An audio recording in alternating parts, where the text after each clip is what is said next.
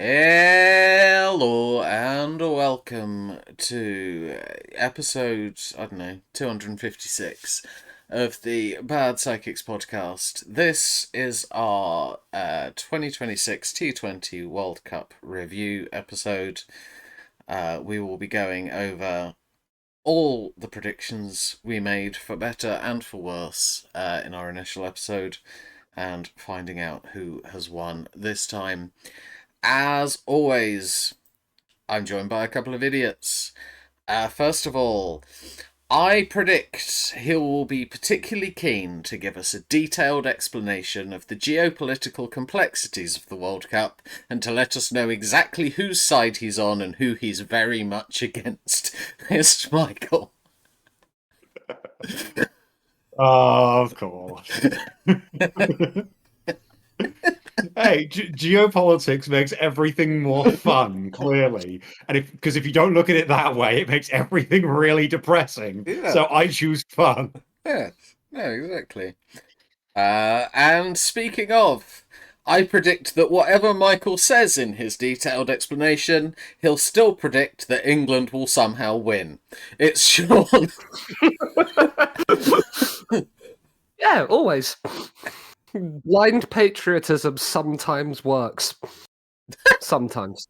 How are we both? Yeah, well, good.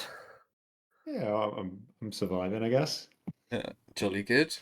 I mean, how much of the World Cup did we both watch? Not as much as I'd have liked to, but that's because of my work scheduling. But from what I did watch, it was all right. I enjoyed it. Fair, Mainly Michael. caught up on the highlights. Yeah, I saw.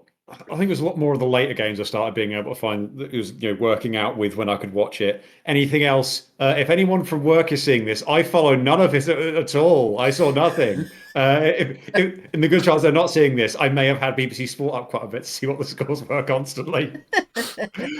That's my usual way of following these sorts of tournaments when they just don't line up with and they're basically on when I'm at work. I thought you were gonna say you had like earphones in and had the radio commentary on. I don't quite go that far. I feel like that might be a bit too noticeable. I might get told off for that. Okay. Having it on like a little screen, I can probably get away with like checking the score every now and again. Like having radio commentary is pushing it. Okay, fair enough. Uh, all right. Let's move over to our spreadsheet and a whole. Make sure everything's still working. Yes, it is. Excellent. Okay, so if you watched our initial episode, you'll know this was split into three chunks. There was the results. There was our first attempt at fantasy cricket, and there was the usual miscellaneous bullshit. Yeah, we're going to start with the results. I mean, first up, Group A. All of us predicted the exact same thing, which was that India and Pakistan, in that order, would get through Group A. And I mean, it's probably one of the few things that we all got correct. Not the most difficult prediction in the world, but India and Pakistan did indeed get through and in those positions, which means we all get the bonus points for that as well. So stick some points in. We'll start with 10 points on the board. So everybody's got some points, which is better than some episodes. I mean, any like was do you both feel it was pretty comfortably India and Pakistan? Yeah, I felt that was kind of one that ended up. I feel like it got decided in like the first two rounds of fixtures because when the US lost to both Pakistan and India, that basically I think almost settled what was going to happen, especially with Pakistan already being Netherlands as well. Like that was one where it was going to come in those early games if there was going to be a shock that meant anything. in terms of who went through. And I think when after like 2 games and USA have already lost twice, it was basically already settled. That's fair. Yeah, it was one of those that you kind of knew was going one way or the other, depending on how those early fixtures went. That's fair. I think we should give a little bit of a shout out to Shadley van Schalkwijk, who, like, despite only playing 4 games, for a long time was top of the wicket takers for the competition. Yeah. Just if any of us had taken him as our associate player in the fantasy, we'd be rolling in points. Anyway, moving on to Group B. Yeah, I'm not sure any of us really had Zimbabwe topping the group and Sri Lanka second. I mean, I feel like Michael, was this a fluke or is this a new era for Zimbabwe? I mean, you'd hope that it's something that they can sort of build off of. I think there was a lot of this where we've seen I know it's not associate nations because Zimbabwe, but like the less traditional big nations have at least been more competitive in this tournament. So you sort of hope it's something they can build off of. And giving, again, Zimbabwe's not exactly in the same boat as a lot of the other ones who haven't been playing these tournaments, but giving them these opportunities to play the bigger nations, basically forcing some of these bigger nations to play against the smaller ones, it hopefully gives them something that they can build off of. And Zimbabwe is obviously a country that's been around, top level cricket for decades at this point. Mm-hmm. But yeah, you'd hope that when you get in these sorts of tournaments, when they get that big result like they did against, the main one obviously being against Australia, it is something that potentially just generally makes, there'd be a bit more effort in, not just from, because I'd say it's, effort on Zimbabwe's part, they're limited a bit in what they do, but more so on the part of the ICC to actually, put some effort into globalizing the game more. Because even when you've got a country like Zimbabwe that, like I said, has been, competing with in these sorts of tournaments for decades, but they still can't really properly compete with them. But even with the little fun they have shown, yes, you if you actually give these countries a chance to play at this level, and you give them, you actually give them the resources to do it, you can make cricket a much more global game. And I think that is something that, yeah, I think between this and the US last time needs to be sort of a catalyst, not just for Zimbabwe specifically, but for nations outside of the traditional big ones to be given those opportunities more often. I mean, I completely agree, but also I think fat chance because the ICC. Yeah, no, it's hope more than expectation. Yeah. The It requires ICC. the ICC to do something about it. The ICC to do something other than help India. That's basically what it is. I mean, the ICC at this point, I think they're more likely to try and remove more teams. It's like, Zimbabwe are about on par with Sri Lanka. Let's get rid of Sri Lanka. 4-team tournament now. Yeah. It's India and 3 other countries India want to play. Yes, so like Paraguay, Uganda. And still England. It would still be England. They'd happily play us in India. Yeah. I mean, Sean, bit of a double-edged sword here, because I'm going to give you the chance to laugh at Australia for once, but also you're kind of laughing at yourself as well, because you got both teams wrong. Yes, I thought there would. I guess I backed the wrong dark horse in in Zimbabwe instead of Ireland. Yeah, it was nice to see Australia get knocked out early. I saw that, and I saw it at work the morning it happened, and I had a smile. I don't normally smile too much at work, but I had a big fucking smile for the rest of the day at work. It was great. Yeah, don't blame you. It does mean not as many points really for this one. I mean, thankfully for Michael and I, we do at least get Sri Lanka points and bonus points for having Sri Lanka in the right spot. But yeah, just the 5 points for each of us. None for Sean for Group B, but it's fine. Plenty of time. Next, Group C. I mean, I said West Indies and a team that didn't even end up playing. And you two both went for England and West Indies. I mean, I feel like we'll probably have to talk a fair bit about England. And Michael, as you've got the shirt on, how do you feel the group stage went for them?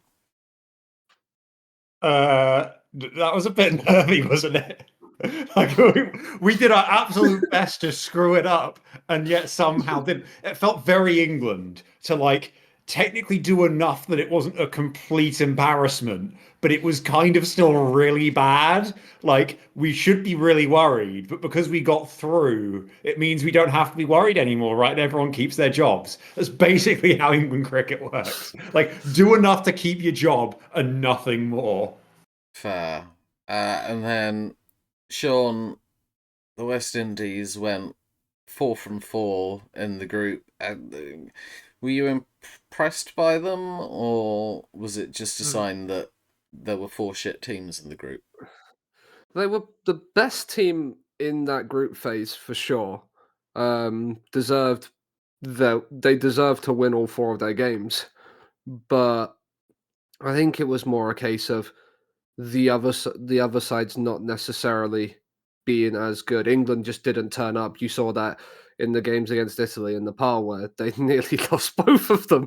Um, so I think it was more a case of the West Indies benefited from the fact England just didn't turn up, but they did also play well in the other games to deserve to get top spot. Fair. I mean, in terms of what it does for points, I get points and like some bonus points for having West Indies in the right spot.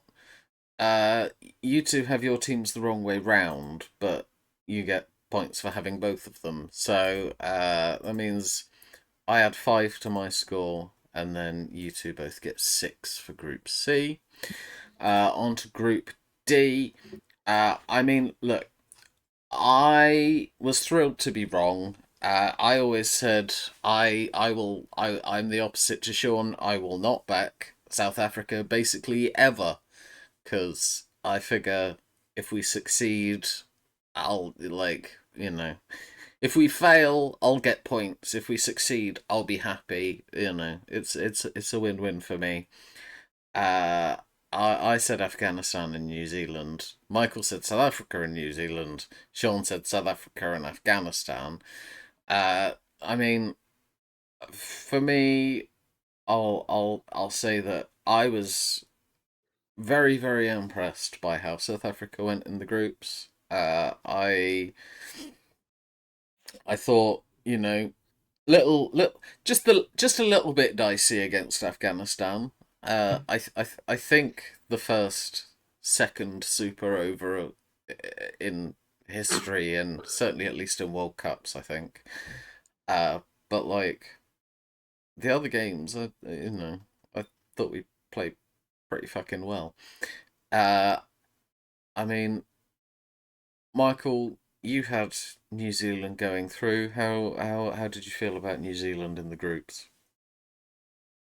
Yeah, again, it's a barring the South Africa game where they were well beaten. They obviously the big one outside of that was going to be playing Afghanistan, which I think going into I said I was sort of like I wouldn't say quite 50-50 because obviously I had to go one way or the other. Like I was like 55-45 in favour of New Zealand over Afghanistan, and yeah, in the end, it was in the opening game of the group. It was relatively comfortable in the end that they got to that total. And yeah, after that, it was a bit of a just once you've beaten Afghanistan, it was just don't do anything stupid, and they didn't. So it was sort of a job done. Got beat by South Africa, but South Africa are kind of good at cricket occasionally, so it was just one of those. But yeah, I think after that first game, never really felt like they weren't going to get through. Fair. and then Sean, you also backed Afghanistan to go through. How do you think they did? Yeah, not the greatest.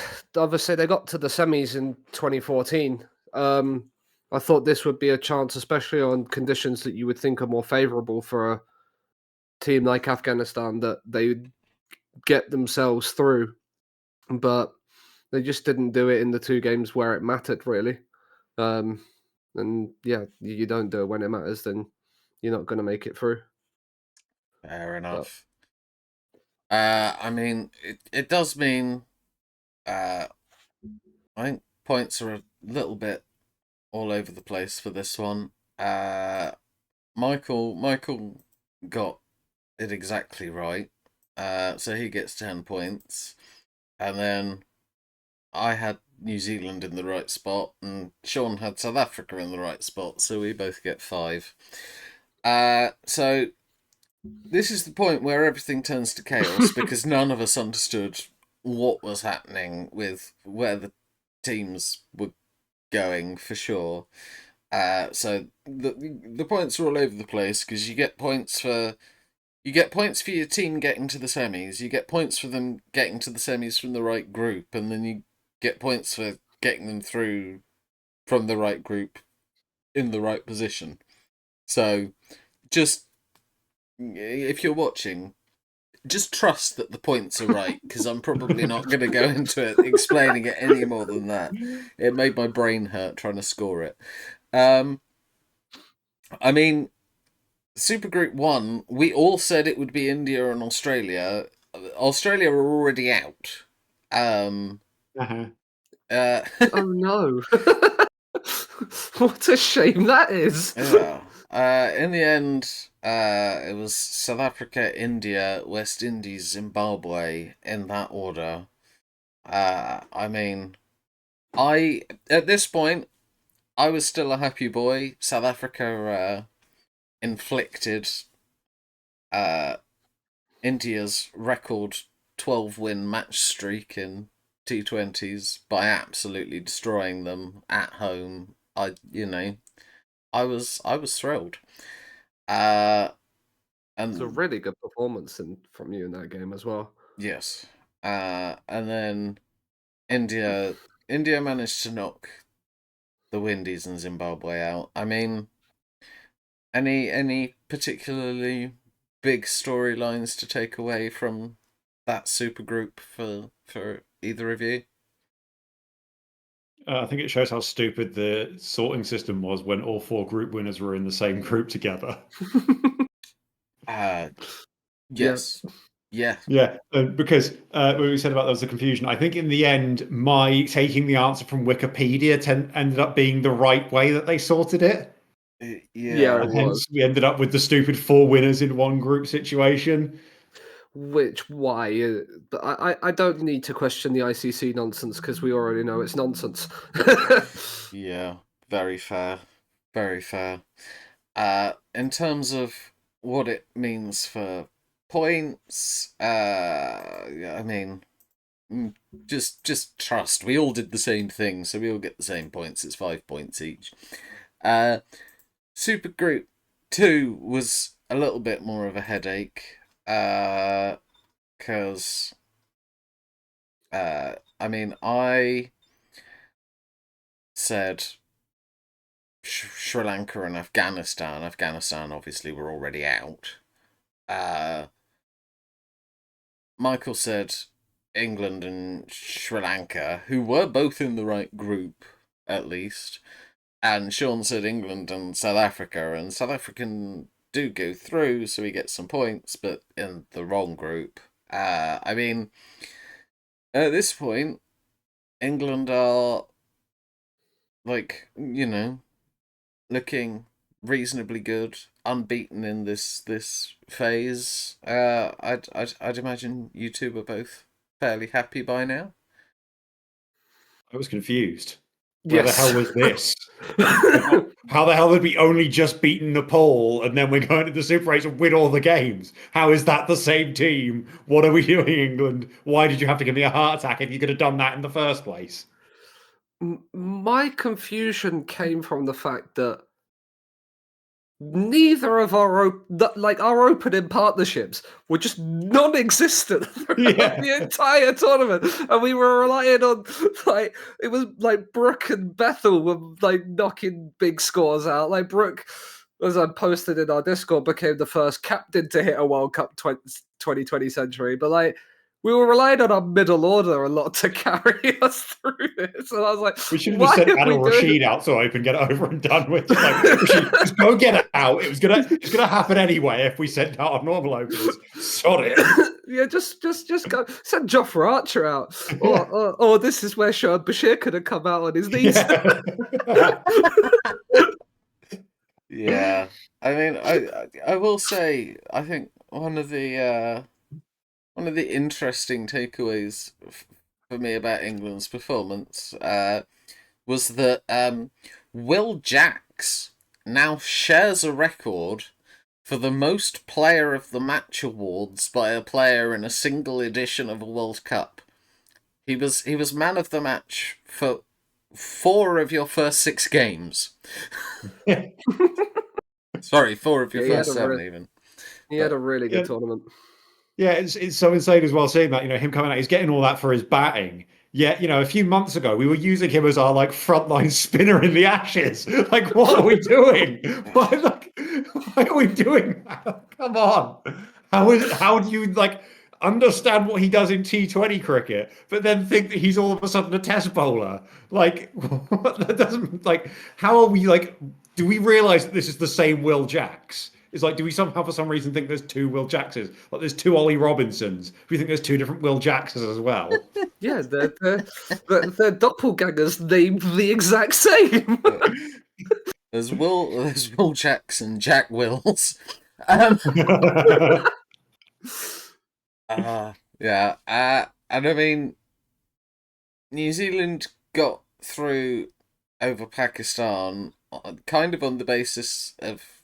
Is it a little bit of luck, given Pakistan New Zealand was sort of completely rained off? Did we feel sorry for Pakistan at all? No, the rules going into it. They still had the same opportunity to play the 2 other games. They got done pretty comfortably on the net run rate in the end. This isn't like New Zealand complaining because they lost the World Cup final on a very legitimate 6 and very legitimate, number of boundaries tiebreaker. Like, Yeah, they're not whinging like that sort of whinging. It was when it was as comprehensive on the net run rate as it is. There's not really any room to say like you're unfair, because if you had of them beaten them, yeah, you knew the rules coming into it. You knew the possibility that a game would be washed off. So it's one of those, unfortunately. It's unfortunate when it happens for you, but like when it's against somebody else, you're not really too bothered by it. You know what you signed up for. fair Yeah, enough. it's like you look at their different each of their games against Sri Lanka that they both won. Pakistan won it by 5 runs. New Zealand won it by 61. Like, that's the the real big tiebreaker of it all, and it's pretty comprehensive in the end. Fair. All right. Well, in terms of what that means points wise, I'm not going to break down why it's too much of a headache. But I don't get any points from that super group. Michael gets 7. Sean gets 10. So then we move on to losing semi-finalists. I had 2 teams who were already out. Michael had England and Sri Lanka who were already out. Sean had Australia who were already out, and South Africa. I mean, you 2 at least pick up some points. I mean, I I suppose I'll give Michael his one opportunity to slate South Africa for this episode. You can cover the South Africa New Zealand semi final. Yeah, I think that was the one where I actually got to watch pretty much the whole game on that one. And yeah, it was just Finn Allen was just a bit good. It was just one of those ones where you watch someone bat and it's like there's nothing like you might as well just bowl it underarm to him. He's gonna hit it for six. Like anything you try and bowl at this point doesn't work. Like I did feel sorry for like anyone bowling for South Africa to Finn Allen. Just like there's nothing you can do. He's just in the zone at this point. He is going to hit the ball. You Yeah. can try literally whatever you want, and it's not gonna work. So that there was a bit of an element of, me feeling bad for South Africa. But then again, it is also funny that, England could barely beat Nepal and we still did as well as South Africa. Yeah. Yeah. I sort of, it was just, I will say, like, there's always the joke about South Africa always losing semi-finals. Um, and like, yes, we lost in another semi-final, but I at least, we didn't find a way to shoot ourselves in the foot for once. It was just, Phil Allen was, you know, being bowled to with a tennis ball, it seemed like, just Yeah. absolutely smacking it miles. And then Sean, you had the highest match aggregate in T20 World Cup history, between India and England in the second semi-final. Yeah, it's funny. It was the game I predicted for the final. But when I couldn't watch the game, but when I looked at the score and I saw that we had got 256 to set, I was like, well, we're being bowled. The way this tournament's gone, we'll be bowled out for under 100 and it'll be all over with. But Jacob Bethel had an incredible knock to drag us to within to be within 7 runs of it. If only Harry Brook hadn't have dropped Samson on 50, we might have made the final. Oh, I've watched oh, that drop catch about 8 or 9 times, and I still can't believe he put it down. Yeah, I mean, I know that these kind of comments get made too much, but in this instance, I genuinely do believe I would have held that catch. Like, don't get me It's wrong, I might have struggled to get to it, but if I was there underneath it, I'm taking that catch.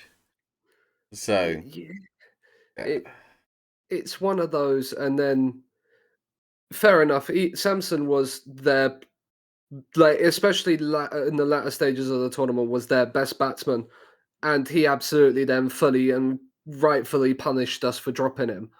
But like, it just it's one of those where the fielding has let us down there, and that's just an individual error, and who knows how the game would have gone.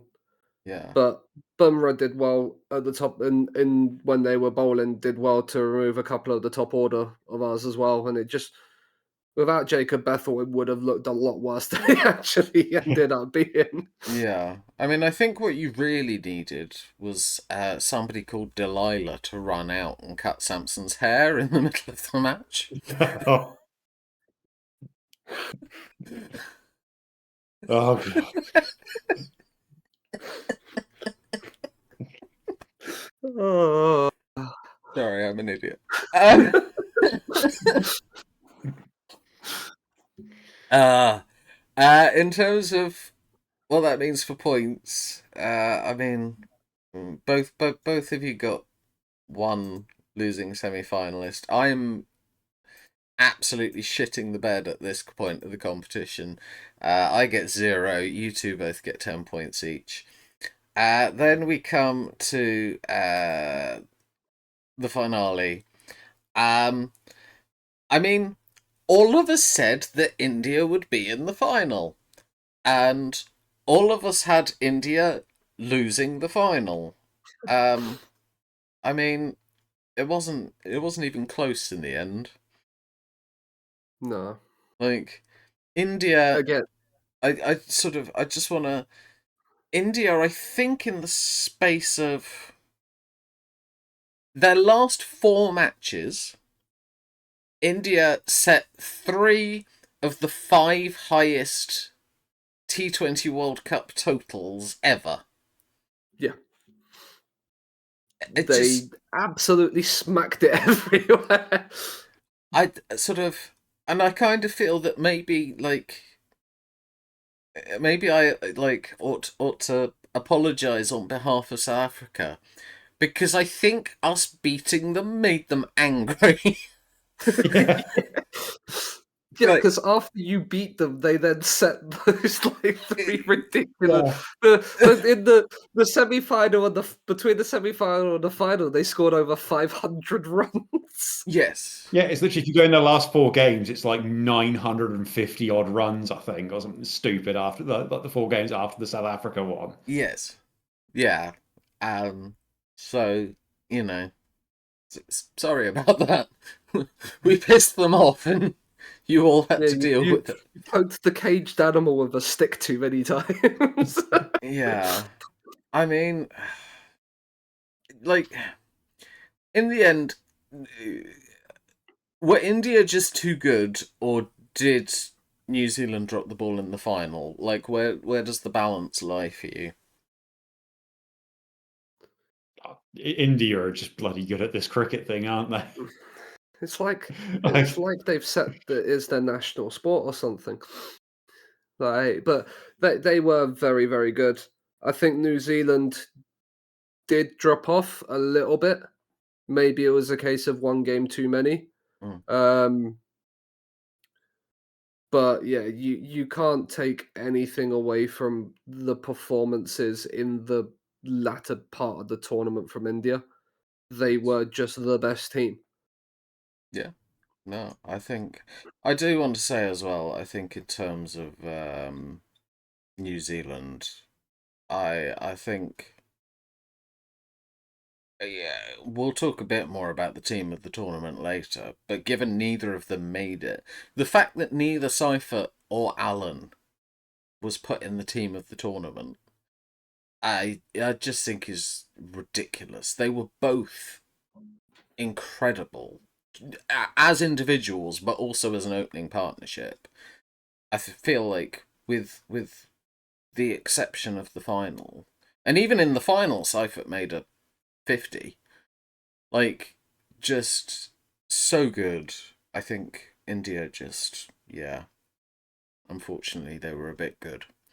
Um, but it does mean all of us get the exact same points, because you get points for having the finalists in either position. You just get fewer points if you have them in the wrong position. All of us had India making the final. So we each get 7 points. So for the results, specifically just how all the tournament went as a bracket. After page 1, I'm languishing behind on 37. I didn't do a very good job. Sean got 53, and Michael got 60. So stop yeah. the count, stop the count, stop the count. He might finally win an episode before Jeter. uh, Yeah, no. but yeah, right. Let's move on to the fantasy section. I probably should maybe find a different way to phrase that, or Sean will start Nah, dropping his perversions into the call. Um, no, I saved them for when we're not recording. okay, fair enough. Fair enough. So all of these had slightly different rules. I'll do my best to remember what they all were, but you'll be lucky because it's me and remembering things. We'll start off. We each had to pick a batsman. I think the rule for batsmen was you get a point for every 20 runs they scored in the tournament. A 3 bonus points for each 50, 5 bonus points for any centuries, I think. Yes. I mean, let's start with Sean for your phenomenal pick of Joss Butler. Yeah. I I went in with the idea of him having a potential to chase down the all-time leading scorer in the tournament, and I ran with it, and it just he didn't turn up really often. I think he had one innings where he did half decently, and that was about it. So yeah, it didn't Yeah. go well. No, I think Despite the fact that England made the semi-final in spite of Butler's batting performances. yes, yes. And then Michael, I feel like you were you were a bit better. You at least picked the slightly more competent of the England openers. You went for Phil Salt. Oh, no, sorry, I typoed. That's clearly supposed to say Tim Seifert.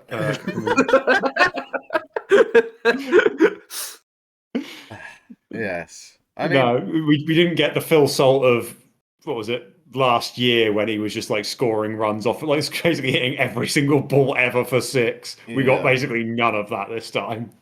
yeah. And then I went for Travis Head on the basis that he'd been a bit good in the Ashes.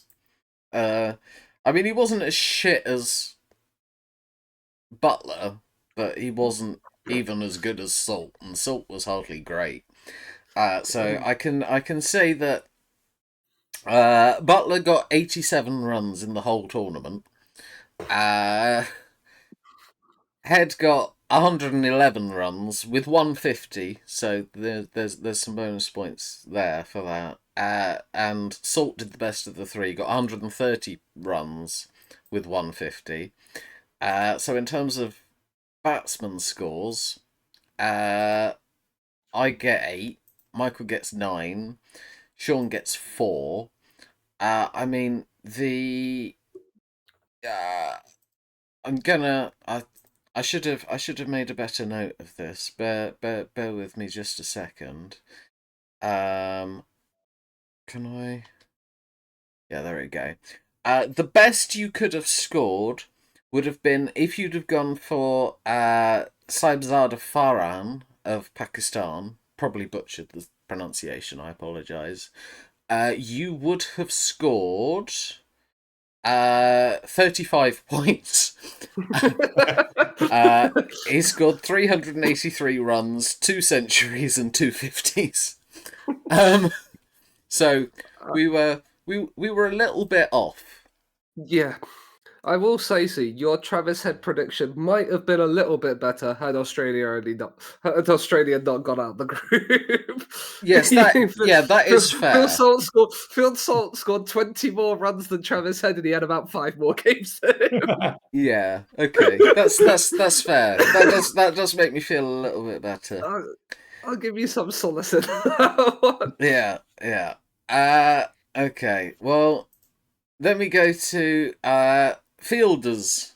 With fielders, we all went for people called Glenn.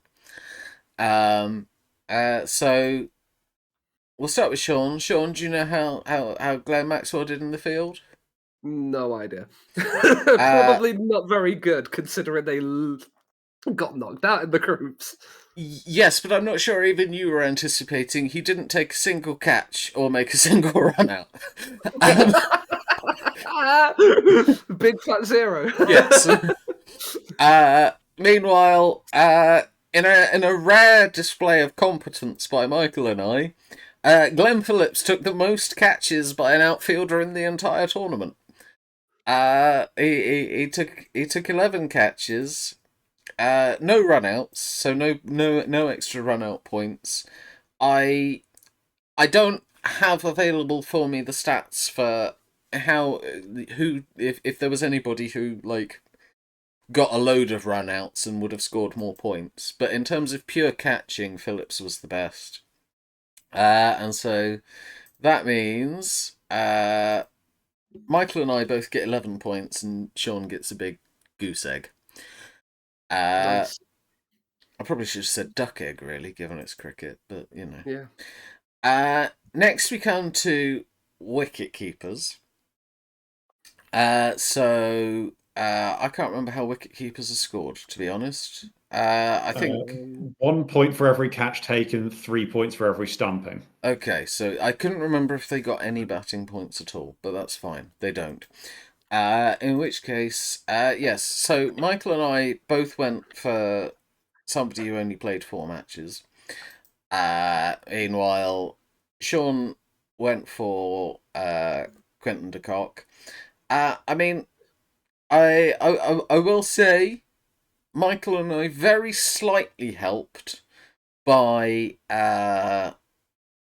Josh Inglis getting a stumping, so that boosts his score a little bit. They only took 2 catches otherwise. Quentin de Kock was the let me work this out. I think the third best you could have chosen.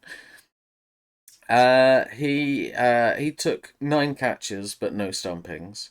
The best you could have done, strangely considering again they didn't even make the semis, is another Pakistani player, Usman Khan. If you'd have taken him, you'd have got 14 points for 8 catches and 2 stumpings. But yeah, I mean, are you both satisfied with your picks or not? It's worked out for me, considering the goose egg I got for Glenn Maxwell. It's helped claw something back there. Michael, how are you feeling about Inglis? Yeah, I mean, I don't think the wicketkeeper one was ever going to be one where we're going to get huge points. It feels like, I'd rather get this one wrong than, get the batsman one wrong. Oh, wait. Yeah, in terms of what that does for points, yeah, Michael and I 5 points each. Sean gets 9 points. Next is all-rounders. So all-rounders get scored the same as batsmen and bowlers, but because they get 2 ways of scoring points, their entire score is halved. I think that's my recollection. Now, this is a bit of an interesting one, in that Michael, you went for somebody who only scored runs for batting.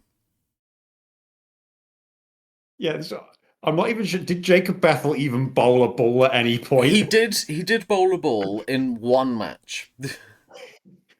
Okay, so it wasn't entirely just picking a batter as an all-rounder. So I didn't completely cheat. Got it. Yeah. Meanwhile, I picked somebody who only scored points as a bowler. Which was, yeah, like I think Azhar Patel, I think scored like 17 runs, so didn't like reach the threshold to get any points for batting.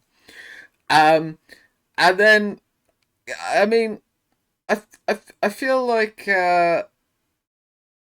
Sean, you sort of got doubly unlucky, because are you aware of what went on with Mitch Marsh? I don't think he played, did he? He played 2 matches. He did very well as a batsman in those 2 matches. But he got a testicular injury. He like had his balls or something. Yeah. And so he didn't play after that. He scored 250s in 2 games and then didn't play again. That's why I'm blaming Mitchell Marsh's balls on my Australian. There we go. I mean, I think, yeah, I think Mitchell Marsh's balls might be an early contender for episode title. Yeah. So yeah, I feel a little bit sorry for you, and because I think you probably gave a better answer than either Michael or I did. We just I've picked the more natural router of the two, of the three of us. Yeah, been screwed over by testicles.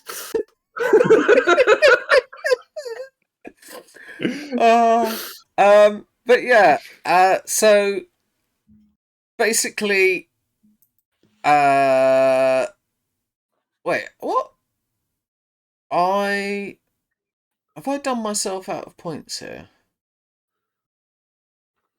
I have done myself out of points here. I'm just going to double check that I've not fucked up your two. Bear with me a second. No, I've done it right. Sorry, my bad. I've just written things out of order. I was thinking that mine and Michael's scores were the wrong way around. No. So Bethel scored about 280 runs in the tournament, so that's automatically 14 points. 1 half century, 1 century, so 8 extra points. But it all gets halved, so 22 halved is 11.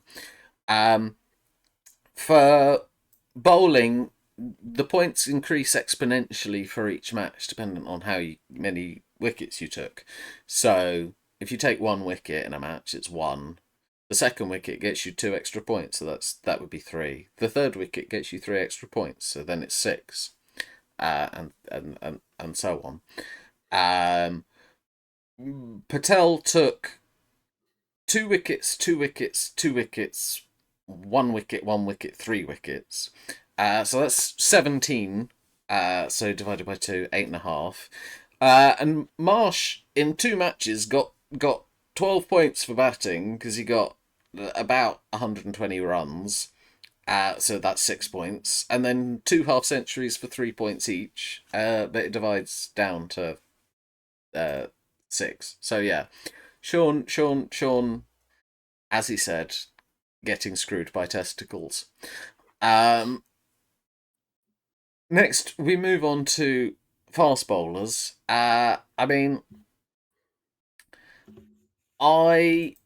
Because of the exponential nature of the scoring, I cannot say for certain whether there would have been a better choice.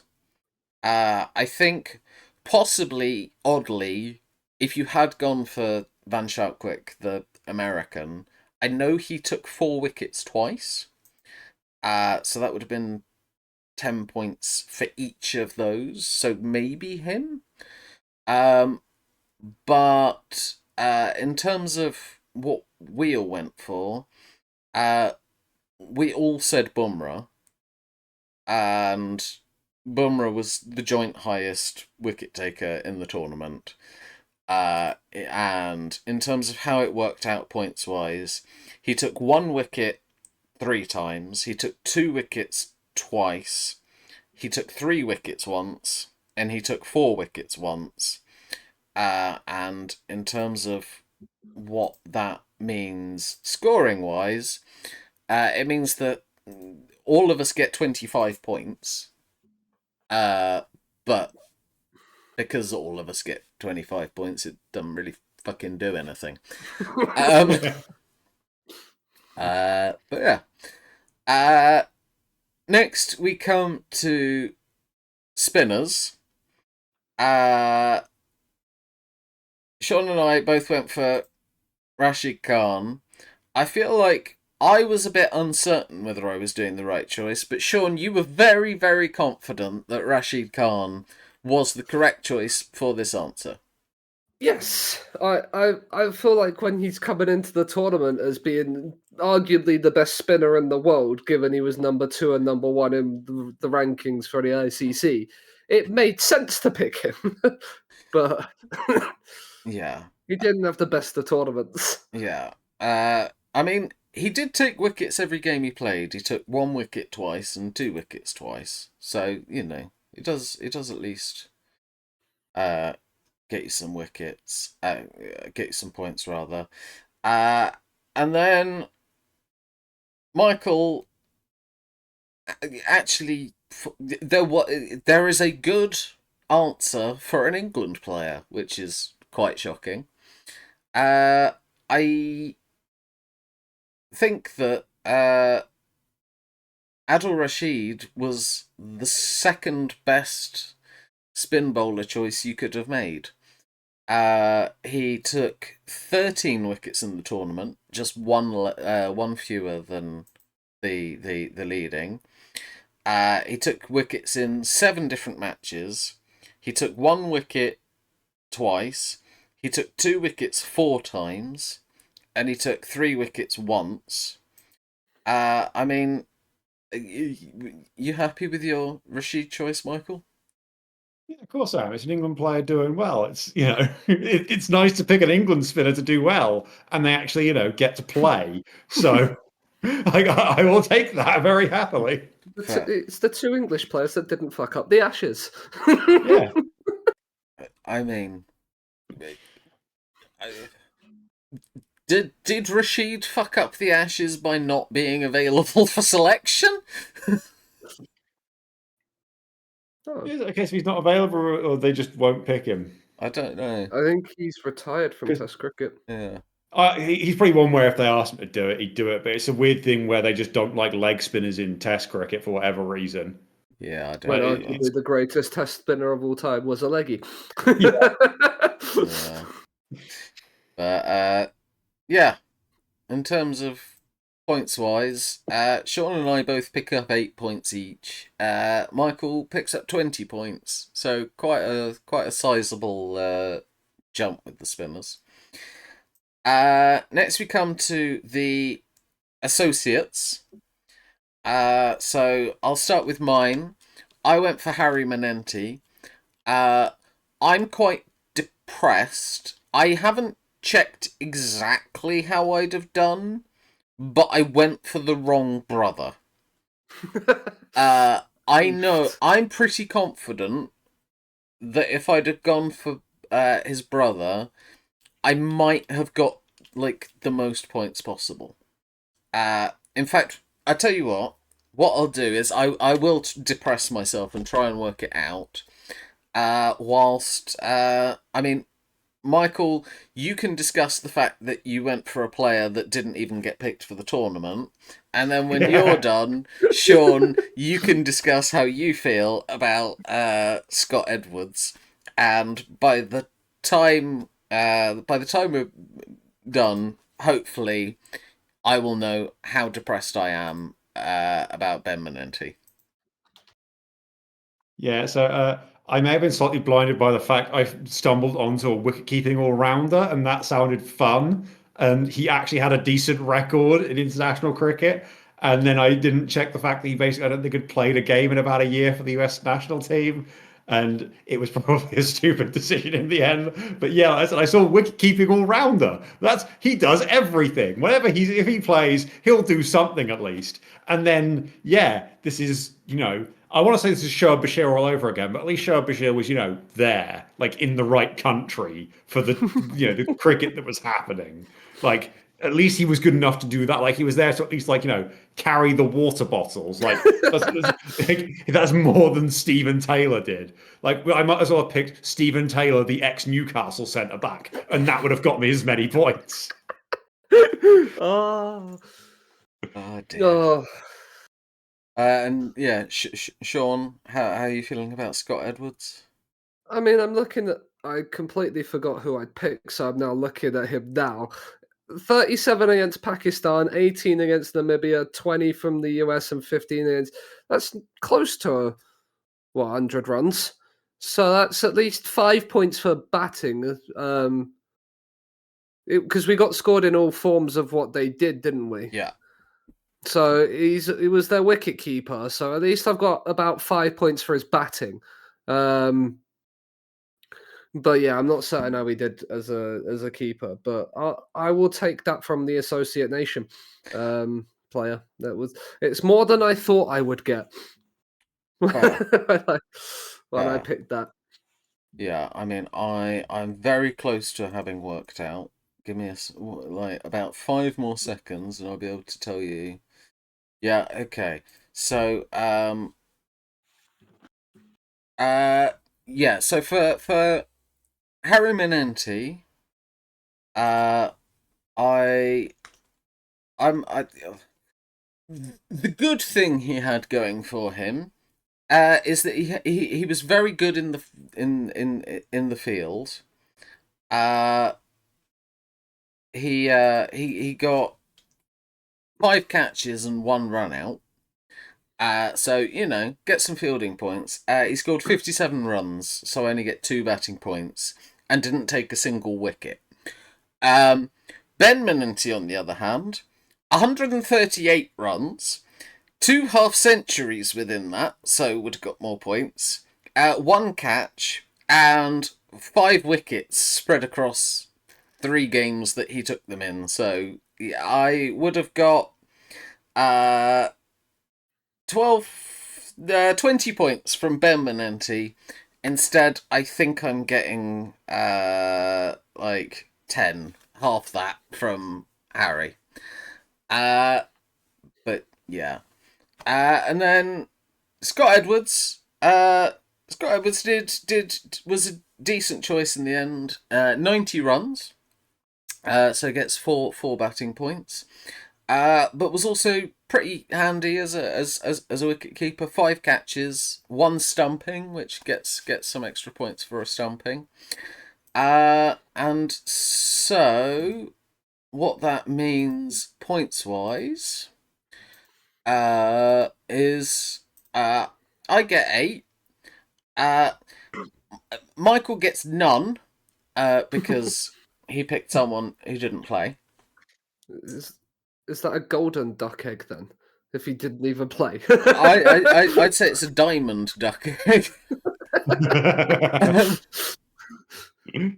And Sean picks up 12. So, you know, Sean with another decent showing after some early issues. Then we come to our wild cards. So I took Adam Zampa. Adam Zampa's spinning points specifically. You both took Travis Head's batting points as your wild cards. I mean, we know how Travis Head's batting points went for you because I picked him as my batsman. So that will just be a repeat. In terms of Adam Zampa, I saw that he took 8 wickets, and I thought, oh, okay, yeah, it's not bad.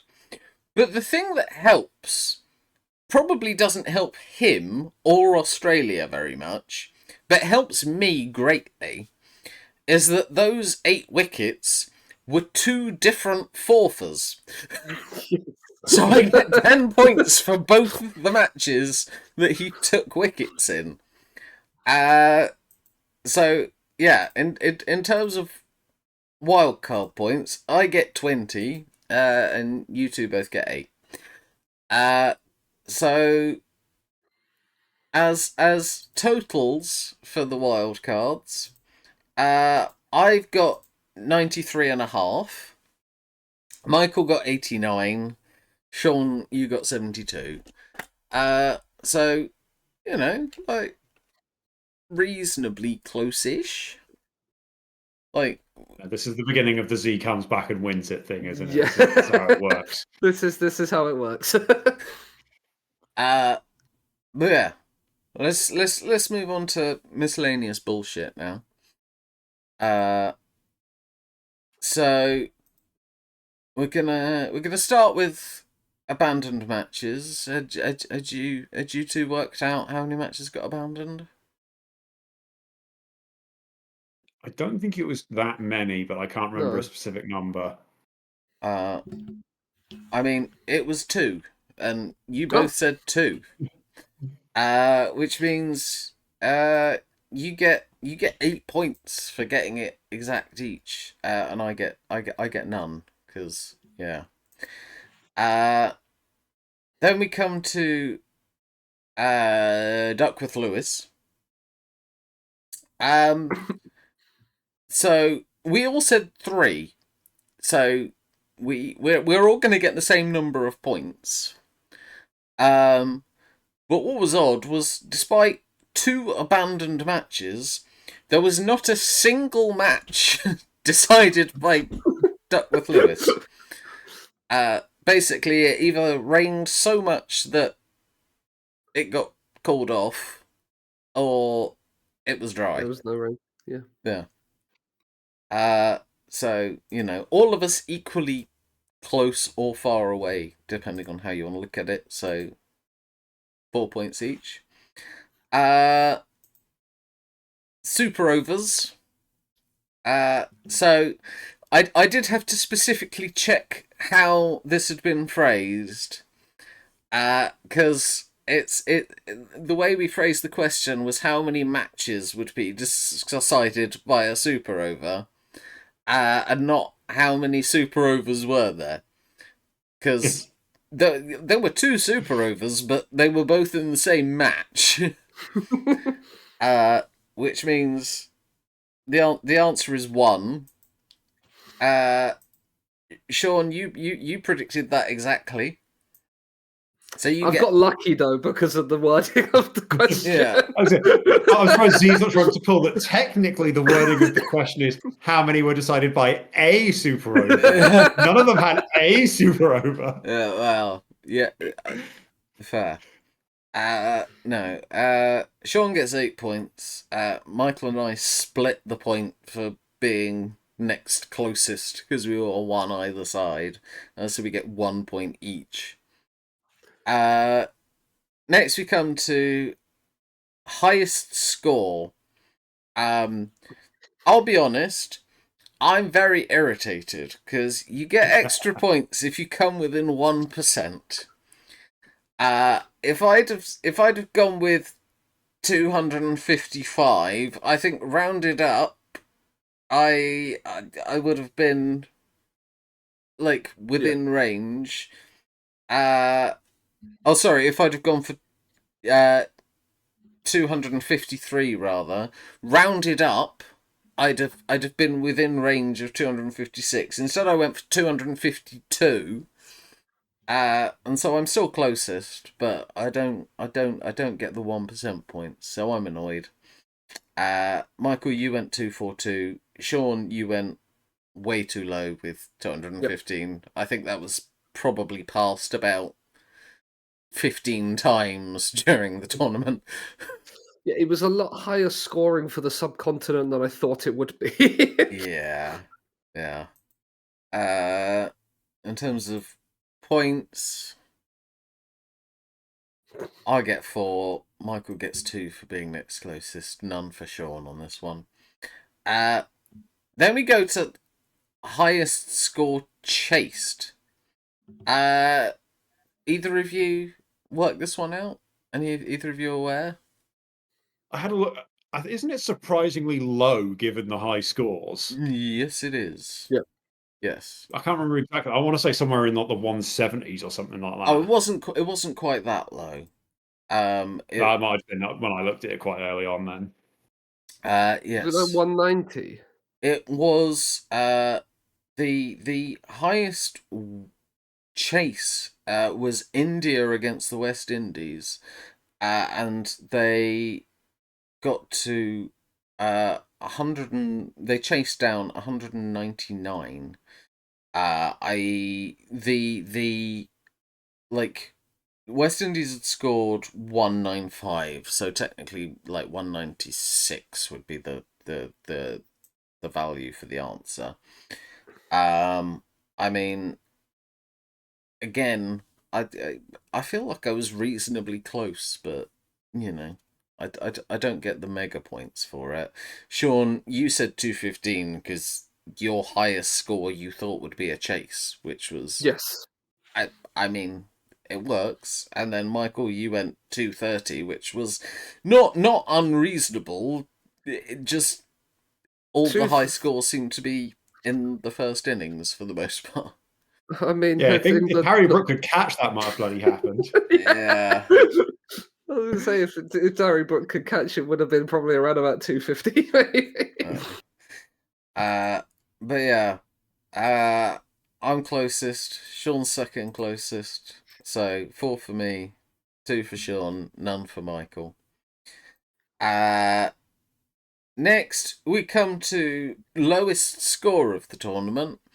Michael, how are you feeling about your prediction of 12 at this point? By it would have been fun. It would have been. If I'd have seen a score end up with 12 all out, I'd have been messaging Michael going, "What time machine have you used?" Just with a picture of the scorecard. Yeah. Yeah. But I'd love to just see Adil Rashid take 11 wickets in the game to have done it. Yeah. Yes. Yeah. I said 59. Sean said 51. Did again? Either of you work out what it was? I remember it was higher than any of that. I'm pretty sure. I don't think Yeah. anyone had like a horrendously low score. I think we would have had a few in the double digits, but not many. I believe maybe there might have been a second, but definitely the answer ended up actually being in the supergroups. It was Sri Lanka being all out for 95 against England. Was the lowest score of the tournament. Like I think even Namibia, who had I think a couple of stinkers. They got a 97. Yeah. I think is the next lowest. Yes. So, yeah, 116. I think Oman consistently just scraped past 100. Yeah. So, you know. I mean, ultimately, it's only on closest.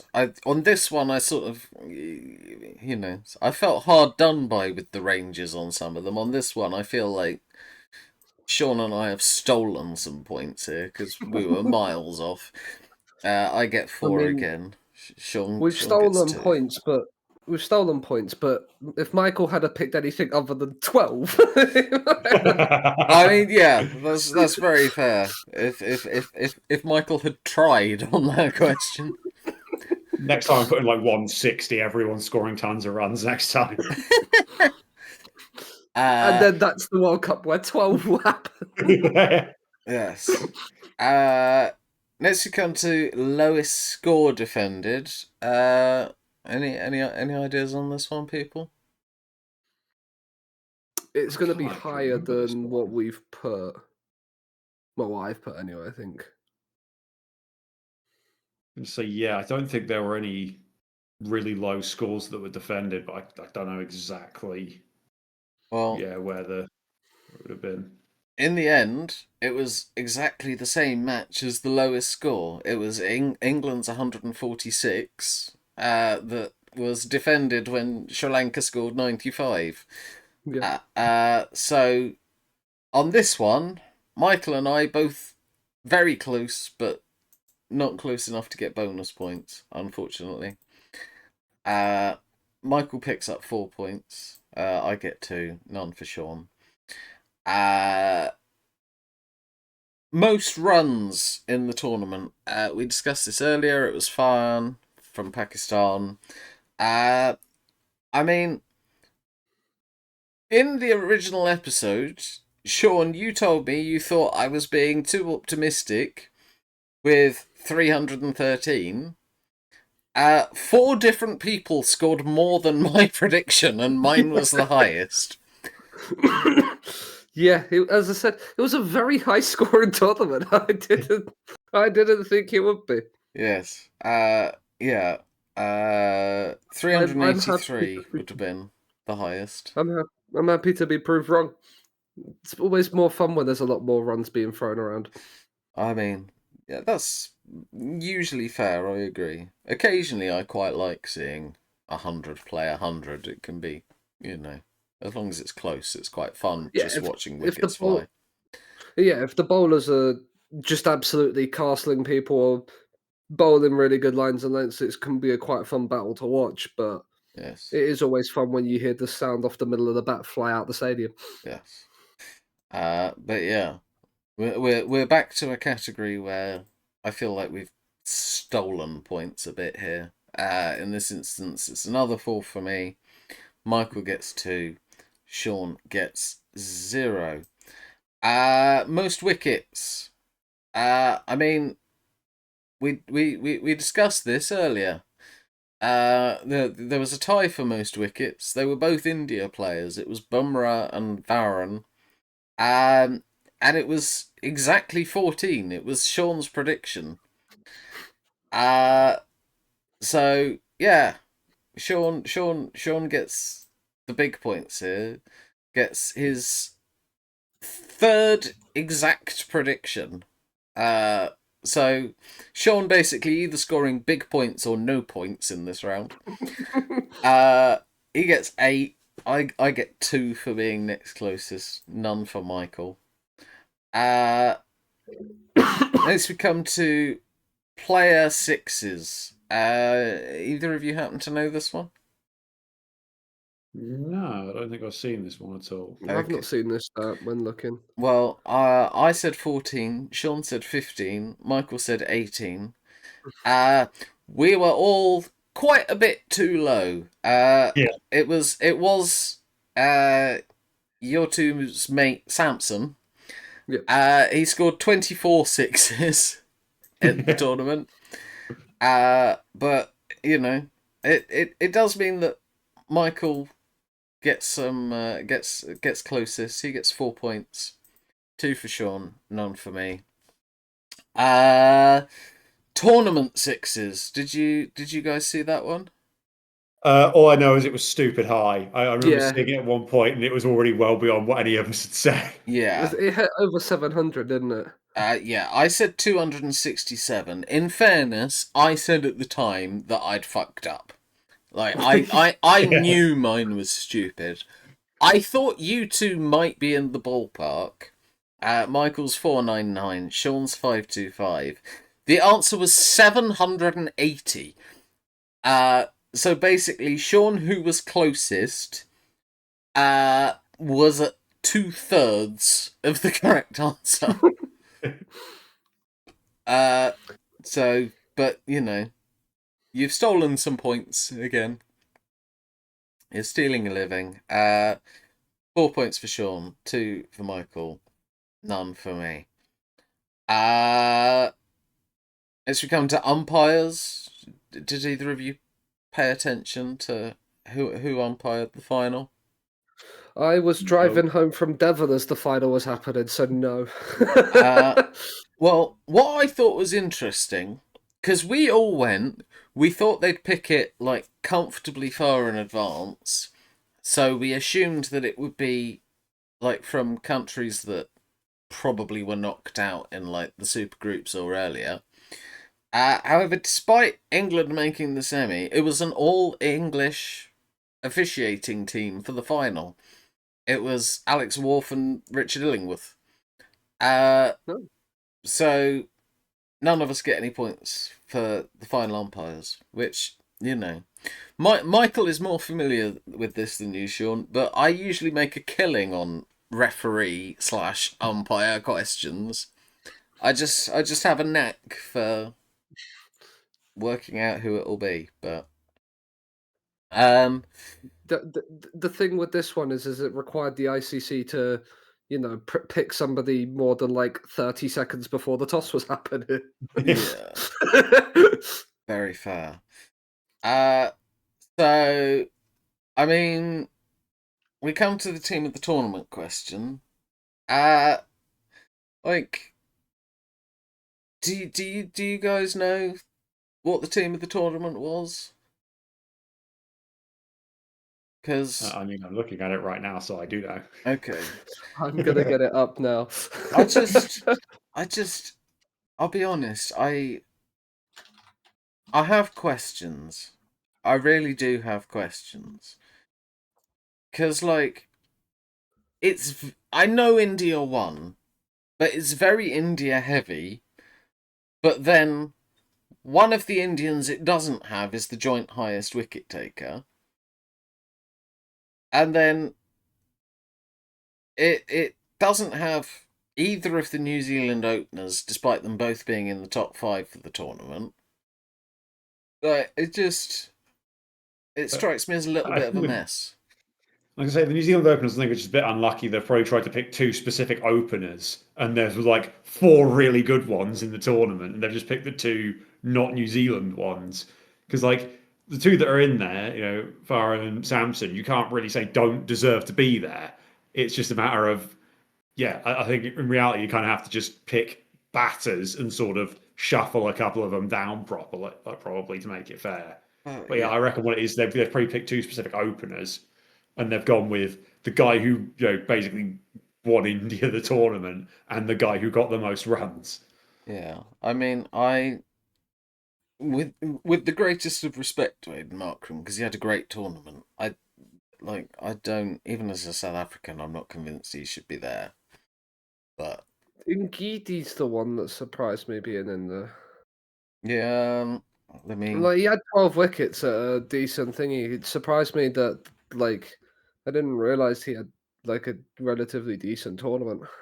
yeah, I mean, no, he did a good job. I think the the good thing about Ngidi is like I think he's one of the best in the world currently for bowling variations. Like he's the sort of death bowler that can bowl Yorkers, can bowl off cutters, leg cutters, slower ball bouncers, and like disguise all of them. So he's useful.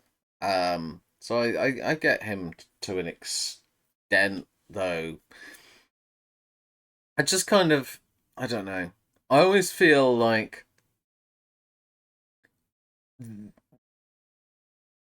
the fact that they've put in Muzrabani, who took 13 wickets in 6 matches, over Van Schalkwijk, who took 13 in 4 matches. I'm kind of like, it feels like the results of the team got more attention paid to it than the performances of the actual players, if that makes sense. Yeah, Yeah. no, I think that's spot on. Um, It's like the team's done well, so let's put the player in that's like stood out a little bit in there rather than this player's been really, really good. Let's put him in. yeah. I mean, I think from an England perspective, I think Jackson, Rashid both kind of deserve their spot. Rashid was the second highest wicket taking spinner, and Will Jacks got 4 Man of the Match awards. So I think, Yeah, I think if the only other person that might have, but he only really played a couple would have been Bethel as an England representative that might have snuck in. But yeah. I'm looking now.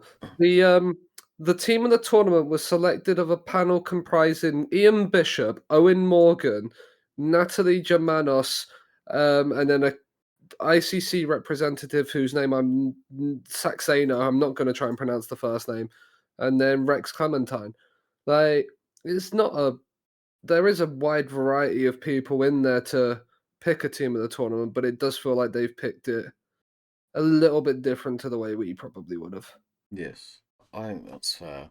But having discussed that, I mean, Michael, you went for Travis Head. We've discussed Travis Head, and he didn't have a great tournament. Sean, you went for Rashid Khan, doubling down on that one. We've discussed it. Rashid Khan didn't have a great tournament. I went for Bumrah, which thankfully was as safe a bet as I thought it was. Because that gives me 8 points for that question. You two don't get any. Then we come to the bonuses.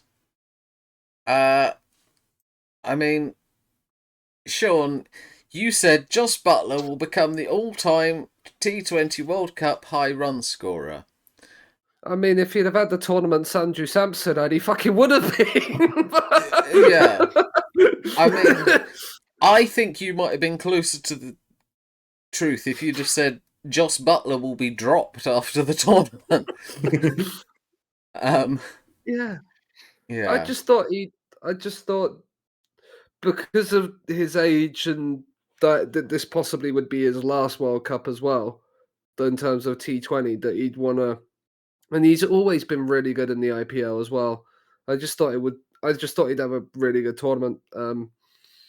But yeah, it's not proven that way. But win some, lose some. Michael, you said an England player would get out via hit wicket, double hit, or handling the ball. I mean, come on, it would have been the most England thing ever to do that. Like, it would have been hilarious. It would Like, the have. way we were in the Ashes, we would do something like that. Come on. Someone's going to do something stupid eventually. Yes, but you also put 10 points on the line for that prediction. Yeah, because it's fun. Okay, fine. I said no associate members will win a single game. And they did. Oh no, you get nothing. No, yeah. They won games. They won multiple games. Yeah. No, I was right. I felt, I thought that was a good prediction. I thought you gave me a generous offer for that one, so I took the higher offer. It does mean that there's quite a sizable swing from the bonuses, because you two both get -10, and I get +18. So that means, I mean, I'll bring the other two back up as well. But for the miscellaneous totals, I get 51, Michael gets 17, Sean gets 28. So we come to the final scores. In third place, I think, Sean, you finished on 153. How do you feel? I said when we did the original episode, I'm looking forward to coming last. So yeah, no, I like enjoying and watching it, but sometimes my predictions that I don't always. I'm not, and this is why I'm not a professional gambler. I'm not good at predicting stuff. I'm not gonna claim that I am, but I'll take 153. It's a lot more than I thought I'd get. Fair. So it comes down to Michael and I. Michael, you scored 166 points. And I scored 181.5 points. The People's Champion is victorious once again. Like, Michael, usually I try not to give you too hard a time. But if you'd have made a fairly safe bonus prediction, you would have comfortably won this episode. Hey, I have no regrets. I'm claiming the moral victory. The one thing I said I wanted to happen happened. I said I wanted me predicting Australia to win the whole thing to curse them. And it worked. Australia lost. That means I win. I don't care about anything else. Fuck the Australians. Moral victory. So I will say, I was scoring this earlier whilst talking to Jeter. I think Jeter was a bit worried that you might win this episode and leave him as the only person of the highly regulars to not have won an episode yet. But yeah, you fucked it right at the end. Literally, I knew 100% the moment that you got yours right. I'm like, the only way I win this now is I need England to go full England here. Like that, I'm like, that's a 28-point swing in that thing alone. Yeah. Come on. Like, come on, Josh Butler, you're doing nothing else. Just like hit your own stunts and get it over with. I feel like you literally needed to be like, if your bonus had been India will win a match, you'd have just taken 10 points for it. Hey, I'm going to start doing that now. If you're so adamant that I stop doing these dumb predictions, I will make my bonuses. Like, the game will happen. Yeah, a game of cricket will be played at some point in this tournament. I'm perfectly happy for you to keep doing stupid ones because it means I win. Can my bonus predictions be Z wins? My bonus prediction is Z gets his prediction right. No, Z wins because I want there to somehow be a situation in which Z wins, so I get my bonus points. So I win, so I lose my bonus points. So Z wins, so I get my. I want the infinite loop. Schrodinger's victory.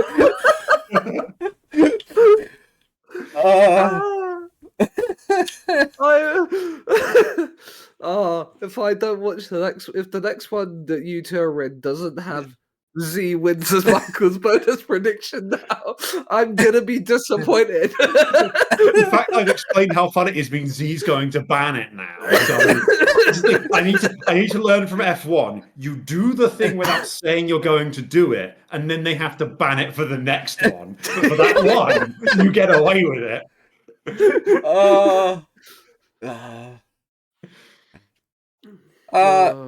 Well, anyway, that's the end of our men's T20 World Cup episode. I think I can't remember what the next cricket. I think maybe we're doing a women's T20 World Cup one as well. So we'll probably show that we know even less about women's sport because we're all misogynists.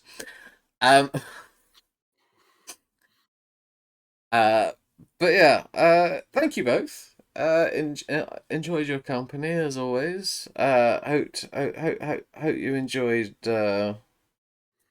following along with this one. I enjoyed it because I won again. I came last again. That's all I wanted. Fair, yes. Sean's goal isn't even to win an episode; it's just to not lose an episode. No, it's to hope that one day blindly predicting England to win something will actually work. I mean, the day it finally works is the day I stop doing it.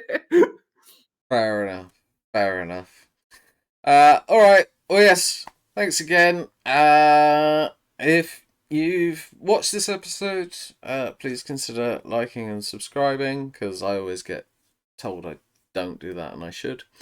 And we will be back for some more ridiculously stupid episodes soon. But until next time, remember to always be big mystics, not big mistakes.